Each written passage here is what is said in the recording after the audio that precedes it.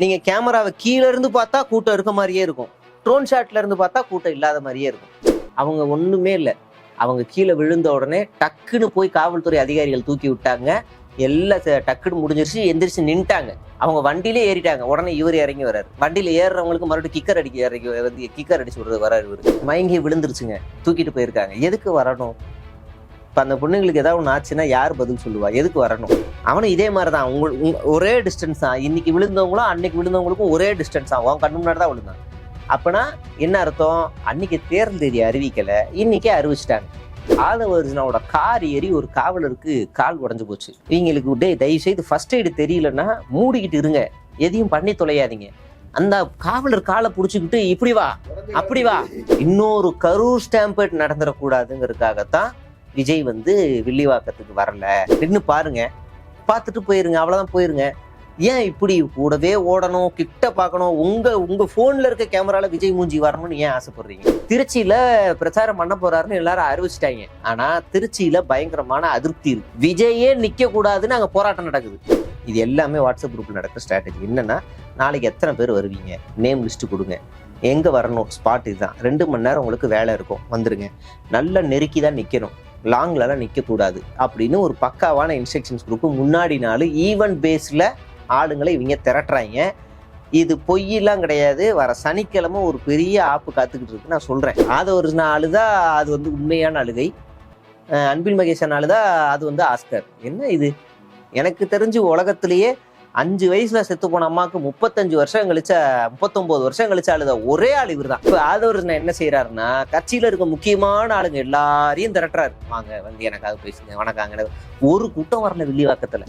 நீங்க இப்ப இந்த ஒரு வார்த்தையை சொன்னதுக்கு அப்புறம் போய் படிச்சிருப்பாங்க, சிலிண்டர் எங்க இருந்து வருகிறது, அப்புறம் ஏன் நம்ம தலைவர் லூசு மாதிரி ஸ்டேட்மெண்ட் கொடுத்தாரு, நீ வேணா யோசிக்க ஆரம்பிப்பான். நீ அதனால நீங்க பேசுங்க, இந்த மாதிரி அடிக்கடி சர்வதேச அரசியலும் டச் பண்ணுங்க. இப்ப நமக்கு ஆளுநர் யாரும் இல்ல, RN ரவி மாறிட்டாரு, பொறுப்புல தான் ஒரு ஆளை போட்டிருக்கோம், அதெல்லாம் சொல்லி கொடுங்க யாராவது பக்கத்துல இருந்தா. இவங்களே தெளிவா அனுப்பிட்டு வதந்தியை பரப்புறாங்கன்ட்டாங்க. ஏன்டா மண்டையில இருக்க மூளை சுயமரசமா எத்தனை தப்பு நடந்துருச்சுங்க அப்படி இப்படின்னு ஏதாவது ஒன்று சொல்லிட்டு போயிடணும். அதை விட்டுட்டு ஃபேக் பரப்புறாங்க. இந்த லோக்கல் அரசியலே உங்களுக்கு தெரியல. இங்க ஒரு பக்கம் அரசு இலவச நீட் கோச்சிங் சென்டர் அமைக்குது அரசு பள்ளி மாணவர்களுக்கு, நீ பிரைவேட்டுக்கு கடன் கொடுக்குறானா நீ எவ்வளவு பெரிய திருட்டு பயலா இருப்ப. கைக்கா ப்ரொடக்ஷன் நீ பண்ணக்கூடாது, பண்ணா நீங்க வீட்டுக்குள்ள இருக்கக்கூடாதுன்னு அடிச்சு விரட்டினது இவருதான். அப்ப அஜிதாவுக்கு சீட்டு கொடுக்கணும்ல, 2 பேருக்கும் கொடுக்காம அவன் கூட குடிச்சுக்கிட்டு இருக்கிற ஒரு ஆளை கூட்டு போய் அங்க வைக்கிறேன். அந்த ஆளை பார்த்தா பாகுபலி படத்தை அப்படியே ரீக்ரியேட் பண்ண மாதிரி இருக்கு. வர பொண்ணுங்க எல்லாத்தையும் இடுப்பை பிடிச்சி உள்ள தள்ளுறாரு. உள்ள போ, நீ இங்கதான் பிடிச்சி தள்ளுவியா பெண்களை, உன் கட்சி பெண்களை? எப்படியாவது அதிமுக ஜெயிக்கூடாது. அதிமுக ஜெயிச்சாலும் எங்களை விட அதிகமா ஜெயிக்கூடாது. அதிமுக ஒரு 30 கீழே தான் இருக்கணும், நாங்க 30க்கு மேல இருக்கணும். அப்ப நாங்க எதிர்கட்சின்னு அந்தஸ்து கோரிடுவோம். அரண்சை நண்பர்களுக்கு வணக்கம்.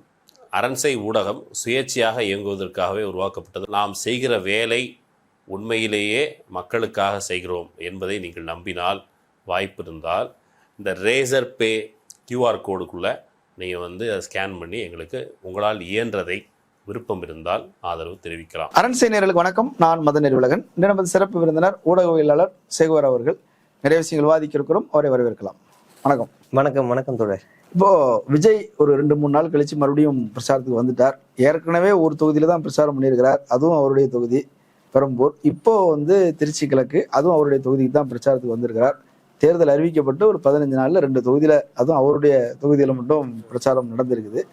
இன்றைக்கு திருச்சி பிரச்சாரம் அது எப்படி இருந்தது? ஃபர்ஸ்ட் அந்த சென்னை பிரச்சாரத்துக்கு வருவோம். சென்னை பிரச்சாரத்துல இவங்க நம்மகிட்ட அவுத்து விட்ட லிஸ்ட் இருக்குல்ல, அண்ணன் காலைல பெரம்பூர்ல சொல்லி, நம்ம போன வாட்டி இன்டர்வியூல சொன்னேன், அவ்வளவு சாத்தியமே இல்லை, ஏன்னா நான் அந்த வழியா தான் வேலைக்கு போயிட்டு வந்துட்டு இருக்கேன், சாத்தியமே இல்லை, அந்த குறுகலான சந்தில நின்று பிரச்சாரம் பண்ண முடியாது, ரோட் ஷோவா பண்ணா கூட இவங்க போற ஆம வேகத்துக்கு முடியாதுன்னு தெளிவா சொன்னோம். அதே மாதிரிதான் நடந்துச்சு. பெரம்பூர்ல நின்று, அப்புறம் கொளத்தூர்ல நின்னாரு. வில்லிவாக்கத்துல, அண்ணா நகர்ல, வலசரவாக்கத்துலலாம் காலையில இருந்தே மக்கள் நிக்க ஆரம்பிச்சிட்டாங்க.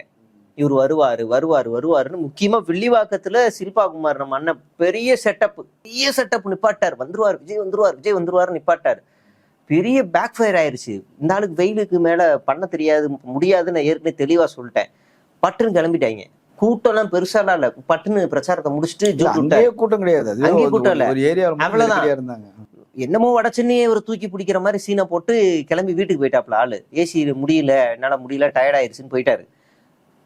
ஆதவர்ஜுனாவுக்கு தலகால புரியல. ஐயோ, நான் இந்த தொகுதியை தேர்வு செஞ்சதே விஜய் பக்கத்துல இருக்கிறனால வந்து அடிக்கடி இந்த வந்தாலும் இங்க வந்து நிப்பாரு, மூஞ்சியை காமிச்சு ஜெயிச்சிடலாம் அப்படிதானா, இங்க இருந்ததுக்கே வரலையே, என்னடா பண்றதுன்னு ஒன்றும் புரியல. அவங்க மார்க்கெட்டிங் பிளான் பண்ணது எப்படியும் ஜான் பிளான் பண்ணது என்னன்னா, எப்படியும் இந்த நாள் 2 தொகுதிக்கு மேல போக மாட்டாரு, அதனால 2வது சிஎம் எதிர்த்து தொகுதியில போய் உட்கார வச்சிருவோம், அங்கேயே பண்ண வச்சிடலான்னு 3வதா வில்லிவாக்கம் வச்சுக்கலாம். ஆனா நியாயமா பார்த்தா பெரம்பூர்ல இருந்து ஃபர்ஸ்ட் வில்லிவாக்கம் தான் கனெக்ட். இது வந்து கொளத்தூர் போன ஐடியாலஜி இருக்குல்ல, அது செம்ம டேலண்டான வேலை. இப்படி சுத்திட்டு பைபாஸ்ல கூட்டு போயிருக்காங்க விஜய. ஆனா நியாயமா வில்லிவாக்கம் தான் பக்கம், வெறும் 2 கிலோமீட்டர் தான். இப்படிக்கா சுத்தி 6 கிலோமீட்டர் சுத்தி கொண்டு போய் கொளத்தூர்ல விட்டுட்டு 2ஓட முடிச்சுட்டு போயிட்டாரு. அன்னைக்கு ஆதவர்ஜுனா திருட்டுத்தனமான ஒரு வேலை. இன்னொரு கரூர் ஸ்டாம்பேட் நடந்துடக்கூடாதுங்கிறதுக்காகத்தான் விஜய் வந்து வில்லிவாக்கத்துக்கு வரல, காவல்துறை பாதுகாப்பு போடல. முதலமைச்சருக்கு மட்டும் ஏகப்பட்ட போலீஸ் பாதுகாப்பு போடுறீங்க, ஈக்குவலா எங்களுக்கும் போட்டிருக்கணும். அவருக்கு கூட்டமே வரல, எங்களுக்கு தான் கூட்டம் வருது. இது எப்படி இருக்குன்னா முட்டாள்தனமா இருக்குது. பாண்டிச்சேரி தம்மா தூண்டு ஸ்டேட், அவருக்கு எத்தனை போலீஸ் பாதுகாப்பு இருக்குன்னு தெரியுமா? ஒரு சிஎம்முக்கு புரோட்டோகால் இருக்கும், இந்த அறிவு கூட இல்லை இந்த ஆளுக்கு. சரி, அது ஒரு பக்கம் இருக்கட்டும். பிளான் பண்ணி வெயில் தாங்க முடியாம கூட்டு போயிட்டாங்க. இவருக்கு சரியான சொதப்படு. அன்னைக்கு நைட்டே கூட்டம் வேற, திருமணை கூட்டத்துல கூட்டம் வேற. இப்ப அசிங்கமா போச்சு. நம்பி வந்து விஜய கண்ணில் காட்டுறேன்னு ஏமாத்தி கூட்டு வந்து வெயில நிக்க வச்சிட்டோன்னு. அப்ப அந்த திருமண கூட்டத்துக்கும் ஆள் வரல கோவத்தை காட்டுறதுக்கு. உடனே அழுது சீனை போட்டு, 5 வயசுல எங்க அம்மா செத்துட்டாங்க, 5 வயசுல செத்த அம்மாக்காக 39 வருஷம் கழிச்சு அழுத ஒரே ஆள் இவருதான். எனக்கு ஒண்ணும் புரியல. ஏன்னா என்ன இது? சரி, அப்புறம் என்ன 14 வயசுல படிச்சேன், அப்ப மீதி எல்லாம் யார் மாட அமைப்பாங்க? 14 வயசுல படிக்கதான் செய்வாங்க. ஜாதி குடும்பம் வேற நடந்துருச்சு. ஜாதி குடும்பம் வேற. அதுல அவங்க அக்கா தான், அவங்க அம்மாவுடைய அக்கா தான் திலகவதி ஐபிஎஸ். அவங்க தெளிவா சொல்லிட்டாங்க, இது குடும்ப சண்டையில அப்படின்னு ஓப்பனா சொல்லிட்டாங்க. மாமியார் குடும்பம், அது மாமியார் குடும்பம்ட்டாங்க. உடனே ஒரு ஜாதி குடும்பம் அப்படின்னு. சரி, ஏதோ ஒரு ஜாதி குடும்பமே இருக்கட்டும். வட சென்னையில கபாலியோ காலாவோ இப்படி பேர் வச்சிருக்க யாராவது ஒருத்தர் 5 வயசா என்ன கஷ்டப்பட்டானோ அதுல இருந்து ஒரு 20% தான் அவன் கஷ்டத்துல இருந்து வெளியே வந்திருக்கிறான். இன்னமும் ஆனா அவன் கஷ்டப்பட்டுக்கிட்டு தான் இருக்கிறா, உழைக்கும் முருகமா தான் இருக்கிறான். ஆனா நீ 5 வயசுல அம்மா விளந்தங்கிற, 5 ஸ்டேட்ல லாட்டரியை வித்துருக்கிற, பல குடும்பத்தை நடுத்தருவில் நிப்பாட்டி இருக்கிற, 3000 வச்சிருக்கிற, உன் தங்கச்சி பேர்லயும் உன் பேர்லயும் அவ்வளவு பெரிய நெட்வொர்க் வச்சிருக்கிற, அவ்வளோ கம்பெனிஸ் உருவாக்கி இருக்கிற, கணக்கு காட்டினது 100 கோடி, இவ்வளவு 100 கோடிக்கு சொத்து வச்சிருக்க, நீ ஏன் அழுகுற? நல்லா தானே இருக்க, உனக்கு என்ன கஷ்டம்? ஒருவேளை சோத்து கஷ்டப்படுறவங்க கூட இந்த பாட்டு ஒண்ணு வருமே, சோகத்துல இருந்தா கூட நாங்க சிரிச்சுக்கிட்டே இருப்போம், வடச்சென்னை படத்துல ஒரு பாட்டு வரும், இதான் வடச்சென்னை. நீ நான் அவ்வளவு செல்வாக்கா இருந்து சீனை போடுற, யார்கிட்ட வந்து சீனை போடுற வடச்சென்னை மக்கள்கிட்ட அப்படின்ற மாதிரி இருக்கு. அப்படியே நம்ம திருச்சிக்கு வருவோம். இப்போ இது நாடகம் நடத்தி நாடக கம்பெனியை முடிச்சிட்டாங்க, அதை அடிச்சுட்டா அழுது சீனை போட்டு எல்லாம் பண்ணி ஏமாத்திட்டாங்க. அடுத்து இங்க திருச்சிக்கு வருவோம். திருச்சியில பிரச்சாரம் பண்ண போறாருன்னு எல்லாரும் அறிவிச்சிட்டாங்க. ஆனா திருச்சியில பயங்கரமான அதிருப்தி இருக்கு. விஜயே நிக்க கூடாதுன்னு அங்க போராட்டம் நடக்குது. இது யாருக்கும் தெரியாது. எதனால விஜயே அங்க நிக்க கூடாது அப்படின்னு. இது வந்து இங்க ஒரு உழைச்சிருக்காரு, அவருக்கு தான் வந்து சீட்டு கொடுக்கணும்னு தாவேகாரனே போராட்டம் நடத்துறான். இது வெளியில தெரியல. அப்படியே திருச்சியில இன்னொரு பக்கம் இருக்கு, அவன் மேல பல குற்றவியல் வழக்கு இருக்கு. அவன் தான் ஆக்டிவ் மாவட்ட செயலாளர். ஆனா அவங்க அம்மா பேர்ல மாவட்ட செயலாளர் பதவி வாங்கி வச்சிருக்கான். செந்தில், அவன் பிராத்தல் தொழில் பண்ணிக்கிட்டு இருக்காப்ல ஆளு. அவங்க அம்மா பேர்ல பதவி வாங்கி வச்சுட்டு இவன் தான் ஆக்டிவான ஒரு மாவட்ட செயலாளர் சுத்திக்கிட்டு இருக்கான். இவனையும் மாத்துங்கன்னு ஒரு போராட்டம். அப்ப இங்க திருச்சி ரொம்ப டவுனு. இவரு விஜய் அங்க குறி வச்சு நிக்கிறதுக்கு என்னன்னா, கிறிஸ்துவர்லயே வெள்ளாளரா அந்த கம்யூனிட்டி அங்க அதிகம், இவரு அதே கம்யூனிட்டி, தன் சொந்த சாதிகாரங்க இருக்கிறாங்க. அந்த இடத்துல போய் நாங்க பிறப்போக்கும் எல்லா இருக்கும்ன்றது அந்த இடத்துல போய் நிப்பாட்டுறாப்ல. அங்கதான் போய் இங்கேயும் அதேதான், கிறிஸ்துவ ஓட்டு சென்னையில இந்த இடத்துல தான் அதிகமா இருக்கு, இங்கே நிப்பாட்டோன்னு இங்க வந்து நிப்பாட்டுறாரு. இப்ப தெரியுதுங்களா சாதிவாரி கணக்கெடுப்பு ஏன் இவங்க நடத்த சொன்னாங்கன்னு? எல்லாம் தெரிஞ்சிருந்துச்சுன்னா கரெக்டா சாதிவாரி இடத்துல எல்லா இடத்துலையும் நிப்பாட்டிருப்பாங்க. அப்படிதான் அந்த வேலை, அங்க போய் நிப்பாட்டுறது. இப்ப நேத்து ஒரு 3 நாள் முன்னாடியே சொல்லிட்டாங்க மாதிரி வேட்புமனு தாக்கல் பண்ண போறாரு அப்படின்னு. இன்னைக்கு காலையில வரைக்கும் யாருக்குமே தெரியாது விஜய் ரோட் ஷோ பண்ண போறாருன்னு, கட்சிக்காரனுக்கே தெரியாது. ரோட் ஷோ கிடையாதுன்னு தான் சொல்லியிருந்தாங்க. ரோட் ஷோவே கிடையாதுன்னு சொல்லியிருந்தாங்க. ஏற்கனவே உயிர் போயிருக்கு, வேணாம் அப்படின்னு, ரோட் ஷோ வேணாம் அப்படின்னு சொல்லியிருந்தாங்க. காலையில இந்த பீல ஆரம்பிக்கிற ஒரு சேனல் வந்து பீ வேலையை பார்த்துட்டான். இந்த மாதிரி ரோட் ஷோ என தகவல் அப்படின்னு ஒண்ணு கிளப்பி விட்டான். அப்படின்னா என்ன ஆகும்? ரோட்ல வேலைக்கு போறவங்க, காலேஜுக்கு போறவங்க, வண்டி ஓட்டுறவங்க எல்லாருமே இறங்கி விஜய் பார்ப்பாங்க. அந்த கூட்டத்தை அப்படியே நம்ம கூட்டமாக்கிடலாம் அப்படின்னு.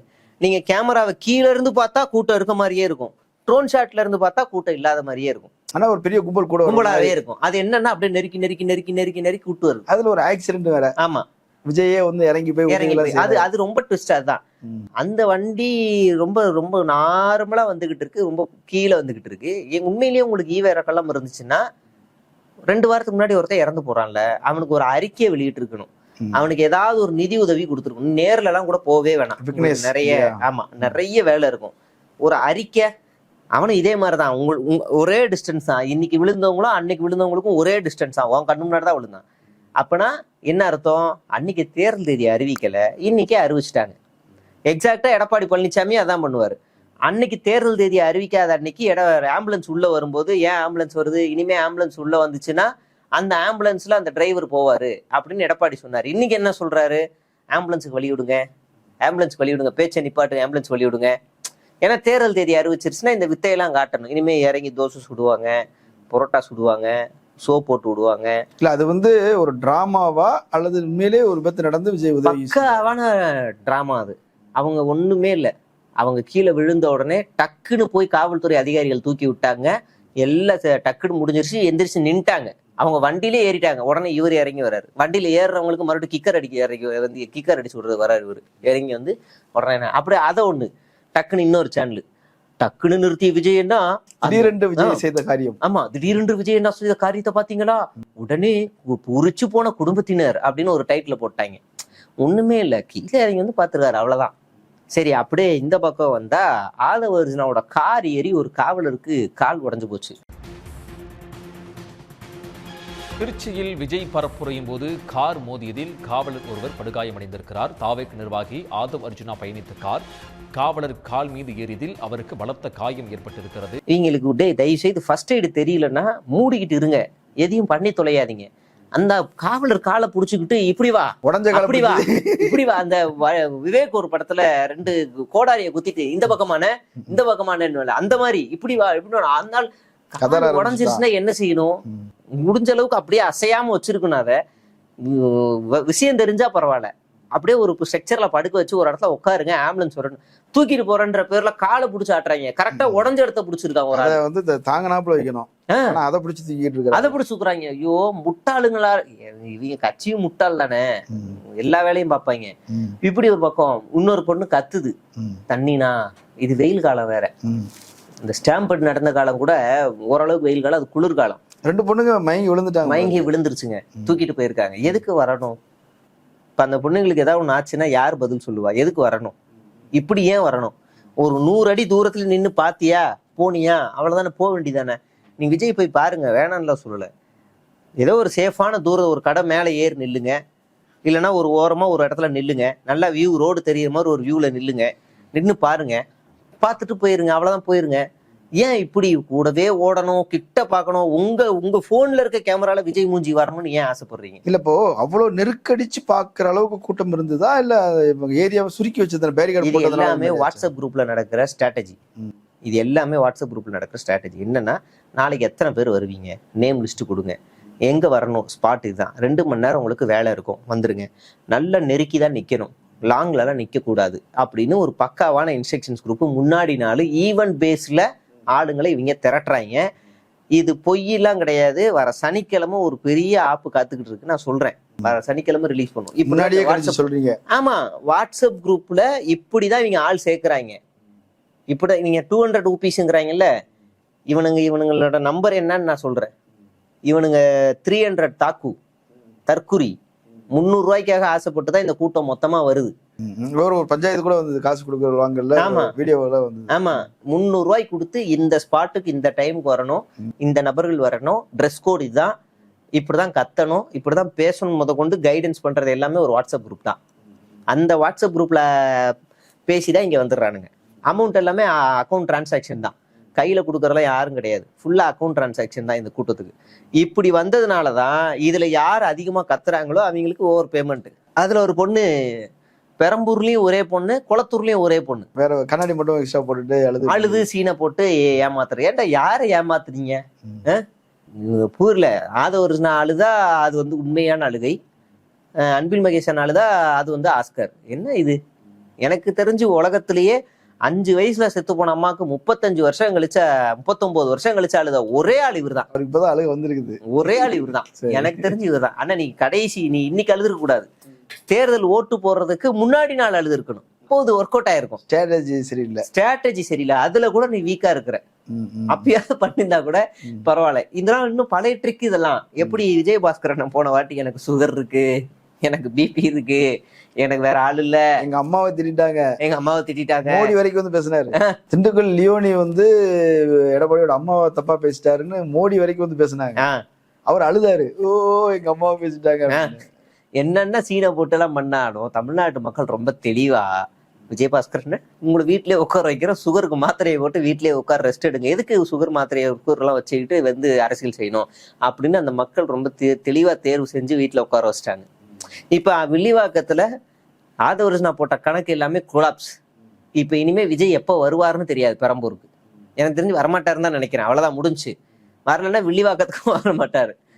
ஆதவர்ஜுனாக்கு மண்ணு.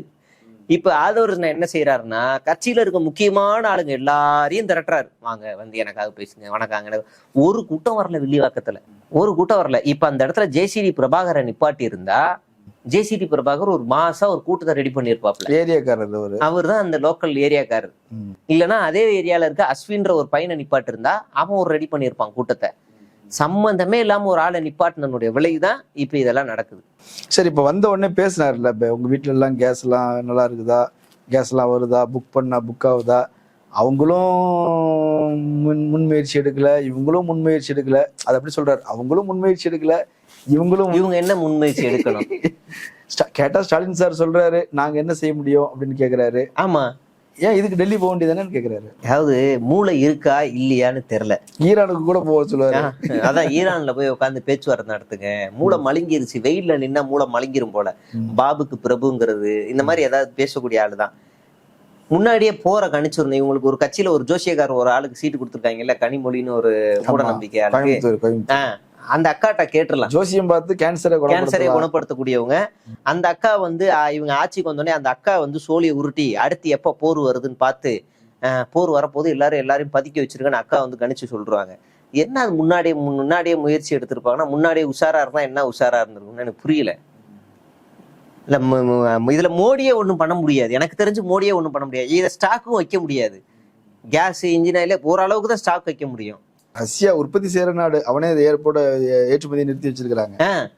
இல்ல எனக்கு புரியல. ஏன் உனக்குள்ள அரசியல்னா என்ன, வர்த்தகம்னா என்ன, ஏற்றுமதி சர்வதேச அரசியல்லாம் என்ன, ஈரான்னா என்ன, என்னன்னு உனக்கு புரியுதா இல்லையா? ஏதாவது தெரியுமா தெரியாதா நமக்கு? இவங்களுக்கு இதெல்லாம் நல்லதுதான். நீங்க இப்ப இந்த ஒரு வார்த்தையை சொன்னதுக்கு அப்புறம் போய் படிச்சிருப்பாங்க, சிலிண்டர் எங்க இருந்து வருகிறது. அப்புறம் ஏன் நம்ம தலைவர் லூசு மாதிரி ஸ்டேட்மெண்ட் கொடுத்தாரு, நீ வேணா யோசிக்க ஆரம்பிப்பான். நீ அதனால நீங்க பேசுங்க, இந்த மாதிரி அடிக்கடி சர்வதேச அரசியலும் டச் பண்ணுங்க. உன் கூட்டத்துல நீங்களே திருந்தி வருவானுங்க. கொஞ்சம் கூட அறிவு சென்ஸ், காமன் சென்ஸ் எதுவுமே இல்லை. இது இந்த துறையே மத்திய அரசாங்க கண்ட்ரோல்ல இருக்க ஒரு துறை, அவ்வளவுதான். இங்க இருந்து என்ன செய்ய முடியும்? கடிதம் எழுத முடியும், அழுத்தம் கொடுக்க முடியும், அவ்வளவுதான். எத்தனை வாட்டி கொடுத்தாச்சு? இப்போ வரைக்கும் எத்தனை வாட்டி கொடுத்துருக்காங்கன்னு தெரியுமா? அந்த ஆளுக்கு தெரியாது. சரி, இவர் இருந்தா என்ன பண்ணுவாரு? அப்படியே மோடியை பிடிச்சி தூக்கிட்டு போய் ஈரான்ல போய் விட்டு, இவர் தான் எங்க பிஎம், இவருக்கு சிஎம் கொடுங்க, எங்க மக்கள் அப்படின்னு வாங்கிட்டு வந்துருவாரு. அங்க கப்பல் போனாலே கொண்டு போறாங்க. கப்பல் அந்த எல்லையை அவன் கரெக்டா அந்த தம்மா தூண்டு 6 தான் இருக்குது. தம்மா தூண்டு எப்படி இந்த வழியா தான் எவனும் தாக்கி போய் ஆகணும். இதை மீறி நீ எப்படி போறன்னு உட்காந்துட்டான். அவன் கடையை போட்டு உட்காந்துட்டான். இதை மீறி போறாச்சா போன்றான். நம்மால் அதுக்குள்ள இந்தியாவுக்கு மட்டும் அனுமதின்னு இங்க ஒரு செய்தியை பரப்ப ஆரம்பிச்சிட்டாங்க. அமெரிக்காவே கப்பலை தூக்கிட்டு போக முடியலையா? இவங்க செய்தியை பரப்ப ஆரம்பிச்சிட்டாங்க மாதிரி அப்படின்னு. போற நிறுத்தினா இந்த எல்லா பிரச்சனையும் முடிஞ்சிடும். போற நிறுத்த வேண்டிய ஆள் யாரு? ட்ரம்ப். அதுக்கு அப்ப அவர்கிட்ட பேச வேண்டிய அவருக்கே வழி தெரியலன்றாரு. எப்படி நிறுத்தன்னு தெரியலங்கிறாரு. அது எப்படி நிறுத்தாம இருக்கு, தெரியாம இருக்கும். இவங்க ஈரான் தான் சொல்றாங்க, அமெரிக்கா மீதும் அங்க இஸ்ரேல் மீதும் நாங்க தாக்குதல நடத்த மாட்டோம், நிறுத்திக்கிறோம் அப்படின்றாங்க. அதோட முடிச்சிருந்தா அந்த போர் முடிஞ்சிருக்கும் அங்க. அது இல்லாம அங்க அமெரிக்கா என்ன பண்ணிட்டான், ஈரான் பயந்துருச்சு, சரணடைஞ்சிருச்சு அப்படின்ட்டாங்க. யாரா சரணடைஞ்சான்னு இன்னொன்னு போட்டு விட்டான். நான் அமைதியா போனா சரணடைஞ்சன் ஆயிடுச்சான்னு அப்ப மறுபடியும் பத்த ஆரம்பிச்சிருச்சு. இந்த அரசியல்ல இந்த ஆள்கிட்ட என்னைக்கு போய் சொல்லி புரிய வைக்கிறது? முன்ன பின்ன ஏதாவது பார்த்தா தானே. செல்போன் கூட நோண்ட தெரியாத தற்குறி இவர்கிட்ட நம்ம போய் என்ன சொல்றது? லோக்கல் அரசியலே தெரியாதுங்க இவருக்கு, இந்திய அரசியலே தெரியாது. பேப்பரும் பார்க்க மாட்டாரு, டிவியும் பார்க்க மாட்டாரு, போன்லயும். தனக்கு யார்கிட்ட பாதுகாப்பு வாங்கணும் கூட தெரியாத ஒரு தற்குறி. ஆமா, அஸ்ஸாம்ல உள்ள கவர்னர்ட்ட எப்ப எந்த அதிகாரி மாறினாங்கன்னு கூட தெரியல. அண்ணே RN ரவி மாறிட்டாரு. இப்ப நமக்கு ஆளுநர் யாரும் இல்ல, ஆர்.என். ரவி மாறிட்டாரு, பொறுப்புல தான் ஒரு ஆளை போட்டிருக்கோம். அதெல்லாம் சொல்லி கொடுங்க யாராவது பக்கத்துல இருந்தா. இவங்களே தெளிவா அனுப்பிட்டாங்க, அனுப்பிட்டு வதந்தியை பரப்புறாங்கன்ட்டாங்க. ஊடகங்கள் வதந்தி பரப்புறாங்க அப்படின்னு ஏன் சொல்றாங்க? அதாவது இவங்க ரொம்ப ட்ரிக்கு. ஃபர்ஸ்ட் என்னன்னா, இது அபிஷியலான செய்தி தான், இவங்க அனுப்புன அபிஷியலான செய்தி தான், மாட்டிக்கிட்டாங்க, தப்பா அனுப்பி மாட்டிக்கிட்டாங்க. ஏற்கனவே இதே மாதிரி ஒரு கிணத்தனமான ஒரு வேலையை பார்த்தாங்க. எந்த தேர்தல் ஆணையம் எந்த தேர்தலை நடத்துதுன்னு கூட தெரியாம ஒரு ஒரு ஒரு அனுப்பியாச்சு. உள்ளாட்சி தேர்தல் நடத்தக்கூடிய அங்க அனுப்பி ஐயோ போச்சேன்னு அந்த அன்னைக்கு அந்த ஐடி விங்ல இது எழுதி கொடுத்த ஐடியா கொடுத்தவன் செத்தான். ஏன்டா இது கூட தெரியாதான் இவங்க தளபதி அசிங்கப்படுத்துன்னு கண்டு எடுத்துட்டாங்க அவனுங்களா அன்னைக்கு. இப்ப மறுபடியும் இதே மாதிரி அசிங்கமாயிருச்சு, எப்படியாவது மாத்தணும், அசிங்கம் இது, கேவலம், இதுன்னு மாத்தணும் அப்படின்னு டக்குன்னு இது ஃபேக் நியூஸ்ன்ட்டாங்க. நாங்க அனுப்பவே இல்லைன்னு. விகடனா அது தெளிவா போட்டுருச்சு. ஜூனியர் பார்த்தேன், ஸ்கிரீன்ஷாட் பரவுது. அவங்க குரூப்ல, வாட்ஸ்அப் குரூப்ல தான் அனுப்புனாங்க. அதை தான் நாங்க வந்து வெளியிட்டோம். வழக்கமா இப்படித்தான் அவங்க அனுப்புவாங்க, மெத்தடே தான். தப்பு பண்ணிட்டோம், சரிங்க, இது ஏதோ கவனக்குறைவா நடந்துருச்சு, சுய விமர்சனமா ஒருத்தர் இல்ல, அத்தனை பேரும் அதுல இருக்கிறாங்க, அத்தனை மீடியாவோட மெம்பர்ஸும் அதுல இருக்கிறாங்க. அவங்க தான் கம்யூனிகேட் பண்றவங்க, அந்த குரூப்ல தான் இவங்க அனுப்பியிருக்கிறாங்க. பண்ணிட்டு டெலிட் ஃபார் ஆல். ஏன்டா மண்டையில இருக்க மூளை சுய விமர்சனமா எத்தனை தப்பு நடந்துருச்சுங்க அப்படி இப்படின்னு ஏதாவது ஒன்று சொல்லிட்டு போயிடணும். அதை விட்டுட்டு ஃபேக் பரப்புறாங்க. இந்த லோக்கல் அரசியலே உங்களுக்கு தெரியல, தமிழ்நாட்டு அரசியலும் தெரியல, தேசிய அரசியலும் தெரியல, சர்வதேச அரசியலும் தெரியாத ஒரே கட்சி தான். ஆனா சில விமர்சனங்கள் சொல்றாருல்ல, இப்ப கே.என். நேரு அவரை பத்தி சில விமர்சனம், உள்ளூர்காரரு நகராட்சியில வேலை வாங்கி தரேன்னு சொல்லி, ப்ரூஃப்லாம் கிடையாது, அவங்க பிஜேபி என்ன சொன்னாங்களோ அதை சொல்றாரு. ஒரு வாட்ஸ்அப் ஸ்கிரீன்ஷாட்டே போதுமானது அப்படின்னு விஜயும் அதையே ஏத்துக்கிறாரு. அப்படின்னா ஒருத்த வாயிலேயே வாக்குமூலம் கொடுத்தானா அதை பெரிய இதுவா எடுத்துக்கணும்ல. நாயனார் நாகேந்திரனுக்கு ஒரு 4 கோடி ரூபாய் தாம்பரத்துல மாட்டுச்சு. பிடிபட்ட நபர் இது நாயனார் நாகேந்திரன் பணம் தான் அப்படின்னு ஓப்பனா சொல்றாரு. இப்போ வரைக்கும் அவர் மேல எந்த இபி ரைடு, சிபிஐ யாருமே விசாரணை பண்ணல. இந்த மாதிரி 100 கோடி ரூபாய் அந்த இந்து அறநிலைத்துறைக்கு சொந்தமான நிலத்தை வந்து 100 கோடி ரூபாய்க்கு வாங்கி அப்புறம் அது பஞ்சாயத்தாயி மறுபடியும் யார் அதை பத்தி இவர் பேசவே மாட்டாரு. அண்ணாமலை கோயம்புத்தூர்ல 85 ஏக்கர்ல ஒரு லேண்டை வாங்கியிருக்காரு. இப்ப அவர் வீட்டுல எப்ப ரைடு வரும், இபி சிபி அதை ஒத்துக்கிட்டாரு. ஆமா வாங்கினேன்னு ஒத்துக்கிட்டாரு, அறிக்கையை வெளியிட்டு இருக்காரு. அவர் மேல எந்த ரைடும் அவர். ஆனா அதே அண்ணாமலை வந்து எனக்கு வந்து இதெல்லாம் நானும் என் மனைவி லோன் வாங்கணும் அப்படி இப்படின்னு பேசுறாரு. எனக்கு வாடகையே ஃப்ரெண்டு தான் தரான்லாம் சொன்னாரு. ரைட்டு, இதை பத்தி வரல. அதே அண்ணாமலை கர்நாடகாவில் கூர்க்குன்னு நினைக்கிறேன், அங்க வந்து ஒரு பெரிய ரெசிடென்சி கட்டுறாரு, அபார்ட்மெண்ட், 2300 கோடி ரூபா. அது ஏதா ஒரு காசு. இப்ப இதை பத்தி நீங்க பேசணும். நீ வந்து உண்மையிலே கொள்கை எதிரி எந்த எதிரினா இது எல்லாமே ப்ரூஃபோட இருக்கு, அண்ணாமலை பேர்லயே இருக்கு, நம்ம வெளியிடல. இந்த மாரிதாஸ்னு ஒருத்தர் இருக்காப்புல, அவர் வெளியிட்டது ப்ரூஃபோட இருக்கு. இதெல்லாமே சாலிட் ப்ரூஃப். இது ஒரு வாட்ஸ்அப் ஸ்கிரீன்ஷாட், இது ஓகே, இது ஒரு எவிடன்ஸ் அப்படின்னா அப்ப இதையும் நீ பேசணும்ல. இப்ப இதெல்லாம் ஏன் பேச மாட்டேற? அவரு மாரிதாஸ் இன்னும் கூட கொண்டு வந்திருக்கிற. அப்படி அவரு இந்த ஜெயா ப்ராப்பர்ட்டி அப்படின்றது சம்பளத்தை வந்து குறைவா வாங்குற மாதிரி கணக்கு காட்டிட்டு மீதி வந்து லேண்ட்ல வாங்கிடுறது. இப்போ 5 கோடி ரூபா லேண்டுன்னா அது 5 லட்ச ரூபா தான் அதோடைய மதிப்பு இருக்கும், அரசு வேல்யூ. அப்போ அதுக்கு டாக்ஸ் கட்டிட்டு அதை வந்து அது வருமானத்துல வந்து யார் பண்ணது? யாரு? நம்ம விஜயன் தான் பண்ணிருக்காரு. அப்ப நீ இதெல்லாம் ஊழலை பத்தி பேசலாமா? சரி, அனிதா வீட்டுல போய் எல்லாரும் போய் உட்காந்து அழுதல்ல, நீ உட்காந்து போய் அழுதல்ல, அது எல்லாமே பொய். அனிதா வீட்டுக்கு போன அடுத்த நாளே அதே மாவட்டத்துல இருக்கிற ஐடி நீட் கோச்சிங் சென்டர், அந்த ஐஐடி நீட் கோச்சிங் சென்டருக்கு வந்து படிக்கிறவங்க யாருன்னா பெரிய பெரிய பணக்காரங்க வீட்டு குழந்தைங்க. சாதாரண அனிதா மாதிரி சாதாரண குடும்பத்தை சேர்ந்தவங்களாம் படிக்கவே முடியாது. அந்த கல்வி நிறுவனம் வளர்ச்சி அடையணும்னு சார் வந்து 20 கோடி ரூபாய் கடன் கொடுத்துருக்காரு. இப்போ அனிதா வீட்டுக்கு போனா அடுத்த நாள் கொடுத்துருக்காரு. அது கடன் கிடையாது, அது முதலீடு. ஆனா கடன் முதலீடுன்னு சொன்னா அது வருமானம் கணக்கு காட்டணும். அதனால கடன் ஏதோ ஒண்ணு நீ எப்படி கொடுத்துருக்கல. அப்ப நீ எவ்வளவு பெரிய திருட்டு பய. அனிதா வீட்டுல வந்து நீலி கண்ணீர் வடிச்சிட்டு அனிதா சாவ வச்சு அரசியல் பண்ணிட்டு அந்த பக்கம் நீட் கோச்சிங், இந்த பக்கம் நீட் கோச்சிங்க்கு காசு கொடுத்துருக்க. இந்த தமிழ்நாடு அரசு நீட்டை ஒழிக்கணுங்கிறதுக்காக எவ்வளவு போராடுது. சட்டமன்ற தீர்மானம் நிறைவேற்றுது, இவங்க இந்த நிறைவேற்றினதை கவர்னர் அனுப்ப மாட்டாரேன்னு மறுபடியும் போராடுது. ஒரு வழியா அதை ராம்நாத் கோவிந்துக்கும் திரௌபதி முர்முக்கும் அனுப்ப வைக்குது. அவங்க கடப்புல போடுறாங்களேன்னு சொல்லி உச்சநீதிமன்றத்துல வழக்கு தொடர்ந்து இங்க ஒரு பக்கம் கையெழுத்து இயக்கம் நடத்துறாங்க. சரி, இதுக்குள்ள நம்ம மாணவர்கள் சாவுறாங்களேன்னு சொல்லிட்டு இங்க அரசு பள்ளி மாணவர்களுக்கு இலவச நீட் கோச்சிங் சென்டர் அமைக்குது. இங்க ஒரு பக்கம் அரசு இலவச நீட் கோச்சிங் சென்டர் அமைக்குது அரசு பள்ளி மாணவர்களுக்கு. நீ பிரைவேட்டுக்கு கடன் கொடுக்குறானா நீ எவ்வளவு பெரிய திருட்டு பயலா இருப்ப. அப்ப இதெல்லாம் நம்ம அம்பலப்படுத்தணும்ல, எவ்வளவு ஃப்ராடு இந்த வேலைலாம். ஆனா சில வாக்குறுதிகள் ஏற்கனவே சொல்லியிருந்தாரு இல்லையா, அவங்க எல்லாம் சொன்னா செய்ய மாட்டாங்க. இப்ப ரேஷன் கடையில 2 கிலோ சக்கரை தரேன்னு சொன்னாங்க, உளுந்து தரேன்னு சொன்னாங்க, செய்யல. பட் நான் வந்து சொன்னா செய்வேன், 100% என்ன நம்புங்க, உன் வீட்டுல உன் கட்டின பொண்டாட்டி மதிக்கல, உங்களை நம்பல, பிள்ளைங்களும் உங்களை நம்பல, கடன் கொடுத்துருக்காரு அவங்களுக்கு. அவங்க கடனை கொடுத்து விட்டு ஏமாத்திட்ட. நீ தமிழ்நாட்டு கடன் எப்படி அடப்ப? புரியல. அப்பா ஆத்தா அப்பம் பேர்லயும் கடன். அது எப்படி கடன் கொடுக்குறாங்க? எனக்கு ஒரே ஃபேமிலிக்குள்ள இருக்கிறாங்க, எனக்கு அதான் எனக்கு நிறைய கிளைகள் கூட கிடையாது. அப்பா அம்மா, ஒருத்தைக்கு ஒரு பையன், அவருக்கு ஒரு பொண்டாட்டி, 2 பிள்ளைகள். இவங்களுக்குள்ள என்ன கடன் கொடுக்குறாங்க, என்ன வட்டி வாங்குறாங்க, ஒன்னும் புரியலையே. அது எனக்கு புரியல. அதாவது எவ்வளவு கொடூரமான அப்பனா இருந்தாலும் பிள்ளைக்கு படிக்கிறதுக்கு காசு கட்டினதை கடன் எழுதி வச்சிருக்கிற பையனுக்கு இவரு வருவார்ல, விமலோட அப்பா வருவார்ல, அன்னைக்கு நீங்க வாங்கின காசு இவ்வளவு சீட்டி சேர்ந்து வச்சிருக்கிற, ஆக மொத்தம் அவர் நோட்டாவே போட்டு வச்சிருப்பாரு சின்ன வயசுல. அப்படி பண்ணி வச்சிருக்கே ஒரு கஞ்ச பையன் மாதிரி. நமக்கு எவ்வளவு கொடூரம், தாய்க்கும் கடன் கொடுத்த பத்தியா? அதான் இல்லங்க, எவ்வளவு கொடூரமான அப்பாவா இருந்தாலும் ஒண்ணு ஆம்பளை பையன் மேல பாசம் இருக்கும், இல்ல பொம்பளை புள்ள மேல பாசம் இருக்கும், இல்ல அப்பா அம்மா மேல பாசம் இருக்கும். பொண்டாட்டியே பிடிக்காதுன்னு வச்சுக்கோங்களேன், அப்பா மேல பாசம் இருக்கும். யாரையுமே நம்பாம எல்லார் தலையிலையும் கடனை கட்டி விட்டு சொத்து வாங்கியிருக்காப்புல. யாரு பேர்ல? டிரைவர் பேர்ல சொத்து வாங்கிட்டு டிரைவர் பிள்ளைக்கு எம்எல்ஏ சீட்டை கொடுத்து அழுகுறாங்க. உடனே எங்க அண்ணன் பாரு டிரைவர் பையனு சீட். அவன் பினாமி. டிரைவருக்கு இப்ப திமுக கலைஞர் இருக்காருல்ல, அவரோட டிரைவர் ஒருத்தர் ஃபர்ஸ்ட் இருந்தாரு, டிரைவரா வந்தாரு. அவரு கூடவே டிரைவராவே பயணிச்சு அரசியல் கத்துக்கிட்டு சமூகம் சார்ந்து சிந்தனையை கத்துக்கிட்டு அவர் கூட போராட்டத்துல கலந்துக்கிட்டு இப்ப அவர் எங்க தெரியுமா இருக்காரு? நாடாளுமன்றத்துல எம்பியா இருக்காரு. இப்ப அவரோட பையன் அமைச்சரா இருக்காரு, டிஆர்பி ராஜா. அவரே மேடையில சொல்லுவாரு, நான் கலைஞர்கிட்ட டிரைவரா தான் வந்தேன் அப்படின்னு சொல்லுவாரு. டிஆர்பி ராஜா அண்ணனோட அவங்க அப்பா. இதெல்லாம் பழைய எதிரா அங்க பார்த்து எப்பயும் அழகு பார்த்து அவங்கள மேலேயே கொண்டு போய் விட்டாச்சு. சினிமாவிலே நீ யாருக்கும் கை கொடுத்தது இல்ல. அஜித் சொந்த வீட்டுல வேலை செய்யற எல்லாருக்கும் சொந்த வீடு வாங்கி கொடுத்துருக்காப்புல. ஏதாவது ஒரு செய்தி வந்திருக்கா? விஜய் பையனை அந்த இதுக்கு ரெக்கமெண்ட் பண்ணதே அஜித் தான் சொல்றாங்க. பையனை அந்த படத்துக்கு டைரக்ஷன் பண்றதுக்கு லைக்காக்கு போனோம்னா நீ என் வீட்டுக்குள்ள இருக்கக்கூடாதுன்னு வீட்டை விட்டு அடிச்சு விரட்டினவர் இவர் தான். லைக்கா ப்ரொடக்ஷன் நீ பண்ணக்கூடாது, பண்ணா நீங்க வீட்டுக்குள்ள இருக்கக்கூடாதுன்னு அடிச்சு விரட்டினது இவர் தான். அப்ப இந்த அளவுக்கு ஒரு கொடூர புத்தி. அந்த அஃபிடவிட்டை பார்த்தாலே எரிச்சல் ஆகுது. ஒரு சொத்து கூட குடும்பத்துல யாரு பேர்லயும் வாங்கல, அப்பா பேர்ல கூட வாங்கல. என்ன நம்புங்கன்ற. யாரு நம்ப முடியும்? நீ யாரையுமே நம்ப மாட்டியப்பா. யாரு உன்னை எப்படி நம்ப முடியும்? என்ன நம்புங்கன்னா எனக்கு புரியல. என்ன இது யாரு என்ன நம்புங்க எனக்கு புரியல. அதுல 100%. சரி, இதெல்லாம் விடுங்களேன், பர்சனல் எல்லாமே விட்டுருங்க. உங்களை நம்புறோம்.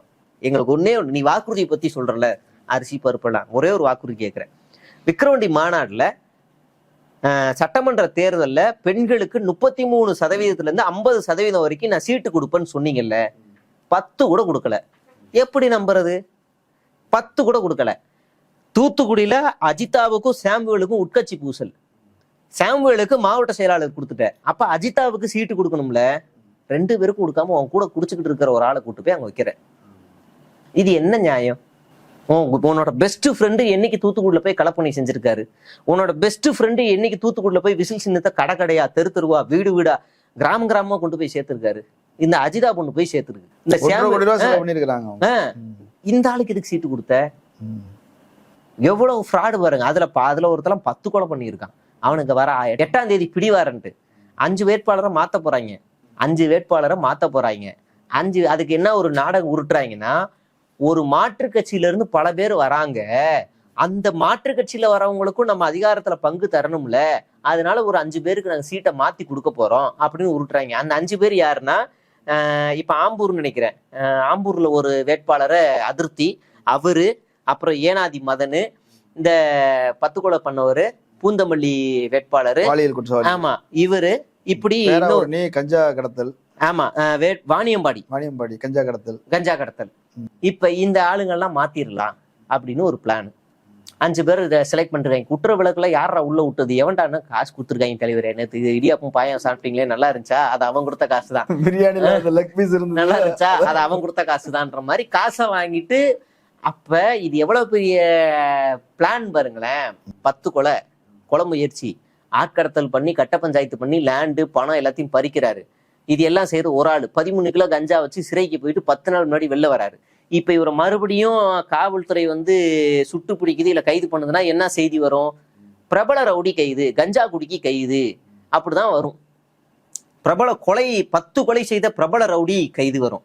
இப்ப இந்த ஆளு தாவேக்காவுல சீட்டு வாங்கிட்டாப்ல, இப்ப என்ன செய்தி வரும்? தாவேக்கா வேட்பாளர். இப்ப மக்களுக்கு என்ன வரும்? பாருங்க தாவேக்காவை திமுக ஒடுக்குது, இந்த நெரேட்டிவ்காக தான் ஒரு குற்றவாளிக்கு சீட்டு கொடுக்குறாங்க. உடனே பூந்தமல்லி எம்எல்ஏ அழுகிறாப்புல, நான் அவ்வளவு பெரிய நல்லவன் தெரியுமா, என்ன போய் பாலியல் புகார் கொடுக்குறாங்க. அந்த ஆளை பார்த்தா பாகுபலி படத்தை அப்படியே ரீக்ரியேட் பண்ண மாதிரி இருக்கு. வர பொண்ணுங்க எல்லாத்தையும் இடுப்பு பிடிச்சி உள்ள தள்ளுறாரு. உள்ள போ நீ இங்கதான் பிடிச்சி தள்ளுவியா பெண்களை, உங்க கட்சி பெண்களை, அதுல தெளிவா தெரியுது நீ அபியூஸ் பண்ணிக்கிட்டு இருக்கேன்னு. அந்த ஆளு உள்ள விட்டுக்கிட்டு இருக்காரு. இவங்க முழுக்க அயோக்கிய கூட்டமா தான் இருக்காங்க. இதுல மரிய வில்சன் இன்னொரு அக்யூஸ்ட், எனக்கு தெரிஞ்சு அந்த ஆளையும் மாத்துவாங்கன்னு நினைக்கிறேன். மாத்த மாட்டாங்க பெருசா. அது வந்து கிறிஸ்டின் ஓட்டை பிரிக்கிறதுக்காக மாநாடு அது இதுன்னு ஒரு நிறைய செலவு பண்ணியிருக்காரு. இன்னொன்னு அங்க வந்து எபினேசர் எடுத்து கிறிஸ்டின் ஓட்டை பிரிச்சு கொடுத்துரு ராஜேஷை ஜெயிக்க வைக்கணுங்கிறதுக்காக இறக்கி விடப்பட்ட ஒரு புரோக்கர் அவர், அவ்வளவுதான். மத்தபடி அந்த ஆளுக்கும் ஆர்கே நகருக்கு இல்ல, தமிழ்நாட்டுக்கும் இவர் மரிய வில்சனுக்குமே சம்பந்தம் இல்லை. அவர் தமிழ்நாட்டுக்காரரே கிடையாது. பாண்டிச்சேரியில இருந்து கொஞ்ச நாள் முன்னாடி தான் ரேஷன் கார்டு நேம் அட்ரஸை வந்து தமிழ்நாட்டுக்கு மாத்தி இங்க வந்து போட்டிடுறாரு எலெக்ஷனுக்காக. மத்தபடி அவர் தமிழ்நாட்டுக்காரரே கிடையாது, பாண்டிச்சேரிக்காரர். என்கிட்ட ப்ரூஃப் இருக்கு, 2 ரேஷன் கார்டும் இருக்கு, நான் காட்டுறேன். 2 ரேஷன் கார்டும் இருக்கு, எப்ப மாத்தினாரு டேட் கொண்டு இருக்கு. இப்படி ஒரு அயோக்கிய பயல்களுக்கு தான் இவங்க சீட்டை கொடுக்குறாங்க. இந்த பிரச்சாரம் எடுபடுமா எடுபடாதுன்னு நினைக்கிறீங்களா? அவர் பேசுனது ஓரளவு ரீச் ஆயிருக்குதா இல்லையா? பிரச்சாரம் போனாதானே எடுபடும். பிரச்சாரம் கீழே இருக்கிற ஜெயிக்கணும்னு வெறியோட இருக்கிற 1-2 பேர் இருக்காங்க. உண்மையிலேயே ஒரு ஃபோர்ஸ் இன்னும் மாற்றம் அப்படி இப்படின்னு 1-2 பேர் இருக்காங்க. எப்படியாவது போகணும்னு நினைச்சு ஓடுறானுங்க. ஆனா அவங்களுக்குமே மேல இருந்து முட்டுக்கட்டை போடுறானுங்க. நீ வந்து பண்ணாத, இதை பண்ணு, அதை பண்ணு, மேல இருக்க ஃபண்டு கொடு, காசை புட்டிங்கிக்கிட்டே இருக்காங்க. புசியானதெல்லாம் அதுக்கு கொடு, இதுக்கு கொடு, விஜய் வராரு அதுக்கு கொடு, இதுக்கு கொடு, காசை புட்டிங்கி அந்த அவங்க நிம்மதியே இல்லாம ஆக்கிட்டாங்க. ஸ்பான்சர் பண்ணுங்க அப்படின்னு. இப்ப நேத்து அந்த ஏஆர் ராஜான்னு ஒருத்தர் வெளியே வந்தார்ல, ஏஆர் பாஷா, அவர்லாம் சொல்றாரு, நான் இப்ப நோன்பு வந்து நான் வந்து வைக்கலான்னு தான் யோசிச்சேன், கடைசி நேரத்துல ஒரு பெரிய கட்சி வந்துச்சு அவர்கிட்ட கொடுத்துட்டேன். பெரிய கட்சி எதுனா அப்படின்னா முஸ்தபா பெரிய கட்சியா, சரி. அதுக்கப்புறமா பார்த்தா எவனோ ஒருத்தன் பண்ற நிகழ்ச்சிக்கு இவரை சாப்பாடு போட வச்சிருக்காங்க, இவரு 5 லட்சம் போட்டிருக்காரு. இப்படி எங்கெங்கயோ நடக்கிறதுக்கு நீ காசு போடு, அதுக்கு போடு, இதுக்கு போடுன்னு சொல்லி காசை பிடிச்சு திங்கிறாங்க. எவனாவது ஒருத்தனுக்கு ஜெயிக்கிற மாதிரி கிரேஸ் இருந்தா அதை உடனே விட்டு உழப்புற வேலையை நம்ம துரந்தரா இருக்கிற ஆதவர்ஜனை பண்றாரு. அப்படி நான் ஏதாவது உழப்பி விட்டுறாங்க. அவங்கள பொறுத்த வரைக்கும் ஜெயிச்சா ஆதவர்ஜனா விஜய், அவங்க 2 பேர் தான் ஜெயிக்கணும், இல்லைன்னா வேற யாரும் ஜெயிக்க கூடாது. இப்ப சமீபத்துல வந்து லோக்பால் அவங்க எடுத்த கருத்து கணிப்புல வந்து திமுக 40%, அதிமுக 29%, டிவிக்கு 21% அப்படின்ற மாதிரி சொல்றாங்க. இப்ப 21% அப்படின்றது ஒரு பெரிய நம்பர் தானே. அவங்க 3ஆவது இடத்துல இருக்கிறாங்கிறது பொதுவாக இருந்தாலும் கூட 21% அவங்களுக்கு வாய்ப்பு இருக்குது, 8 தொகுதிகள் வரைக்கும் ஜெயிக்கிறது வாய்ப்பு இருக்குது. அப்படி இப்ப டிஎம்கே 180 சொல்றாங்க, ஆனா இவங்களுக்கு 8 தொகுதி வரைக்கும் ஜெயிக்கிற வாய்ப்பு இருக்குன்ற மாதிரி சொல்றாங்களே. இது முதல்ல நம்ம வந்து ஃபர்ஸ்ட் என்னன்னா, இந்த தேர்தல் கருத்து கணிப்பு எல்லாத்தையுமே நம்ம முக்கியமா இந்தியா கூட்டணி கவனிக்கவே கூடாது. அது நம்மளோட தேர்தல் பிரச்சார வேகத்தையே குறைக்கும். அது கம்மியா இருந்தாலும் சரி, அதிகமா இருந்தாலும் சரி, அதை கவனிக்க கூடாது. ஆமா, பல இடங்கள்ல இந்த தேர்தல் கணிப்பை கொண்டு வந்து கொடுத்து இவ்வளவு வந்துருச்சா அப்ப நம்ம கேம்பெயின் பண்ண வேணாம், அந்த ஒரு மனநிலையை கொண்டு வர்றதுக்கு தான் இப்படியே பண்ண வைக்கிறது தான். தாவிக்கா 21 இருக்கான்னு ஒரு பதட்டத்தை உருவாக்குறது எல்லாமே ரொம்ப சிம்பிள். இன்னைக்கு விஜயோட பிரச்சாரம் திருச்சியில் நடக்குது. கிட்ட இருந்து பார்த்தா கூட்டமா இருக்கும், தூரத்துல இருந்து பார்த்தா ஆளே இல்லாம இருக்கும். அவ்வளவுதான் விஜய். நீங்க ஒவ்வொரு தொகுதியிலையும் குறைஞ்சபட்சம் ஒரு 10,000ல இருந்து 20,000 15,000 வாங்குவாங்க, அவ்வளவுதான். 20,000 15,000 தாண்டதெல்லாம் ரொம்ப ரேர். ஆனா இப்ப கருத்து கணிப்புல வந்து ஆர்வமா வந்து நிறைய பேர் சொல்லியிருக்கிறாங்கல்ல, அது வந்து நீங்க எப்பவுமே வரும், எல்லா நேரத்துலயும் வரும். விஜயகாந்த் வந்து அரசியலுக்கு வர்றதுக்கு முன்னாடியே அவர் பேக்ரவுண்ட்ல கொடியை காமிச்சிருவாரு, மோதிரத்துல முரசை காமிச்சிருவாரு, எல்லாம் காமிச்சிருவாரு. இந்த வாட்டி விஜயகாந்த் ஜெயிச்சிருவாரு, விஜயகாந்த்னாங்க. அப்படிலாம் அவர் வரல. அவர் எப்ப அடுத்தடுத்த தேர்தல தான் எதிர்கட்சியாவே வராரு. 10% தாண்டல. அடுத்தடுத்த இத்தனைக்கும் விஜயகாந்துக்கான பவர் இருக்குல்ல, அது எக்ஸ்ட்ராடினரி, விஜயோட எக்ஸ்ட்ராடினரி. அது அவர் வந்து இளைஞர்கள் ஓட்டு மட்டும் இல்ல, குடும்பத்தினர் ஓட்டையும் வாங்கினாரு. விஜய் வந்து இளைஞர்கள் ஓட்டு தான், யங்ஸ்டர்ஸ் ஓட்டை மட்டும் தான் வச்சிருக்காரு, அவ்வளவுதான். முக்கால்வாசி அதுலயும் எல்லாருமே இருக்காங்கலாம் சொல்ல முடியாது. இருக்க எல்லா இடத்துலயும் 7.5 வேற எழுத்து வச்சிருக்காங்க. அஜித், ரஜினி, விஜய்னு அஜித், சிவகார்த்தில 7.5 எழுத்து விட்டுருக்காங்க. அதனால அந்த ஓட்டெல்லாம் பிரிஞ்சிடும். இவங்க கூட இருக்கிற அந்த 5,000ல இருந்து 10,000 ஓட்டு இருக்குல்ல, இந்த 10,000 ஓட்டு பர்சன்டேஜ் வச்சுக்கிட்டு தான் இவங்க இவ்வளவு ஆட்டம் ஆடுறாங்க. மத்தபடி இவ்வளவு 21 வர அளவுக்கெல்லாம் பெரிய சாத்தியம் இல்ல. இது வந்து எனக்கு தெரிஞ்சு இதுக்கு பாஜக பின்னாடி இருக்க வாய்ப்பு இருக்கு. இந்த 2 நாள் முன்னாடி ஒருத்தர் ஒரு ஸ்டேட்மெண்ட் கொடுத்தாருல, ஒருவேளை தொங்கு சபை வந்துச்சுன்னா விஜய், அது எப்படி கேட்போம்லாம் இல்ல, விஜய்கிட்ட பேசி ஆட்சி அமைப்போம். தொங்கு சட்டசபை வந்தா விஜய்கிட்ட பேசி ஆட்சி அமைப்போம், கேட்போம். ஆட்சி அமைக்கலாமான்னு கேட்போம். ஒன்றிய அமைச்சருக்கு அவ்வளவு கான்பிடன்ட். அப்படிலாம் இல்ல.